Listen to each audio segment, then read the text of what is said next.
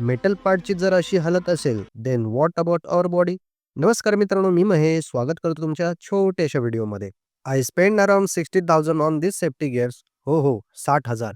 हा show off नाही, तर ही एक आहे good investment. 5 star safety rating असलेली कार हवी. मग ओपनली बाईकवर ट्रॅव्हल करताना आपल्या सेफ्टीचं काय?